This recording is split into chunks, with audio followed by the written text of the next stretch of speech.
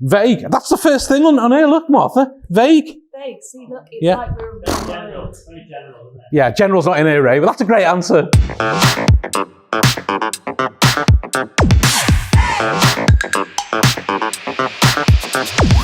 Good morning. So, the committee have asked me to talk a little bit about testimonials. So, first of all, well done on all your testimonials over the last 6 months. We've seen a huge improvement, and we thought we would help you by adding more value. So, what I'm going to do is start off by reading this testimonial, and I'm going to ask your thoughts on this one. Yeah. So, I used Dave, the electrician, once. He did some stuff about light at my cousin's place. I think it was. Anyway, it all seemed fine. I'm not really sure what he did exactly, but nothing's blown up yet. Although the supply was off for 24 hours, so my cousin had to stay in a hotel. If you need some electrical work, give Dave a ring, or whatever. So why is that a good example of a bad testimonial? Audience participation. Too many negatives, and it had Dave the electrician. I realised I should have changed the name, Dave. This Dave's very good, by the way. This Dave's very good. Why else? vague. Vague. That's the first thing on here. Look, Martha. Vague. Vague. See, look, it's like we're General. It's very general, isn't it? Yeah, general's not in here, Ray, but that's a great answer as well. Yeah, so it is vague and it's unspecific, isn't it? It's lacking some detail on what was done.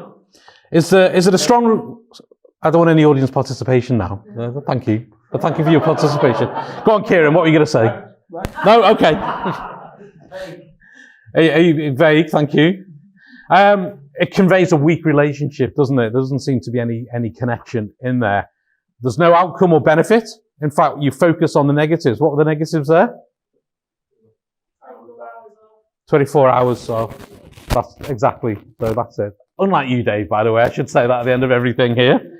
Was my tone high energy or miserable? Yeah, I'm glad you didn't say normal, by the way, so thank you for that. And there was no confidence. Is this particular Dave going to get any referrals? No. Okay. So how about this one? I'm sorry that Dave isn't in this good one, Dave, I'm afraid. So I recently had the pleasure of working with Jake from Bright Spark Electrical, and I couldn't be more impressed. From the moment he arrived, he was professional, punctual, and incredibly thorough. He not only fixed my long-standing wiring issue that other electricians had missed, but he also took the time to explain everything to me in plain English. What stood out most was his attention to detail and his respect for our home. He left everything spotless. I've since recommended Jake to several of my clients, and the feedback has been consistently positive. If you need a trustworthy, skilled electrician who generally cares about the quality of their work, give Jake, or Dave too, a call. He's your man. So why is that one good? Opposite of vague, Martha? specific. Brilliant. Look, I've got that written down here as well. So yeah, so that's specific, isn't it? What else is good about that one? Energetic. So energetic in delivery as well as written. Thank you, Brian. Yeah. Okay. Positive. And Kieran. Highlighted the skill of solving problems. Yeah, that's a good one, isn't it? So there was a problem and it was solved. Thank you very much for all contributing there. Some other thoughts. There was a story in BNI about a builder who received a testimonial, and Ewan, who looks after our region, talks about this, where a part of the renovation work, the back of the house fell off. Does anyone remember that story?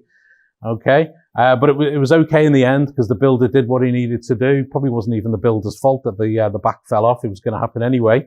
But what do you think the members in the room remembered about that testimonial? Was it the great job that this builder did, or was it the back of the house falling off? You know the answer, don't you? Okay. So what we talk about, people remember. So when we're writing our testimonials, have a think about what you would like people to say about you and transfer that into your testimonial that you are giving to your member. Some other key things. Where else can testimonials be used? Not just in the room, where else? Google. Google? LinkedIn. LinkedIn? brilliant. Facebook, you could do videos, you could do lots of things there. So my personal view is just keep it to a few sentences. I actually print mine. I do two things. I put my photograph on mine because when we have the testimonials folder and it's open at the desk that I know we're going to reintroduce, then people will see me. It's about you as well, giving a testimonial. People will see me and they will also be able to read it because it's size 16 font and it's only a couple of sentences. It's not war and peace. We sometimes deliver the testimonial for us, not for the benefit of the person we're giving the testimonial for.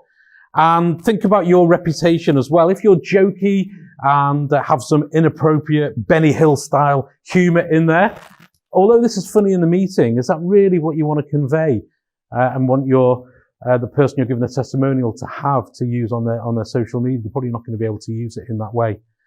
And have a think, is this really going to get them more business? It's all about them, a little bit of you, but it's all about them. So when you're writing your next testimonial, we look forward to that. We look forward to you sitting at the front, having high energy, being specific, telling a great story, and that person you're giving the testimonial to will be proud to receive it and they can use it to get more business. Thank you.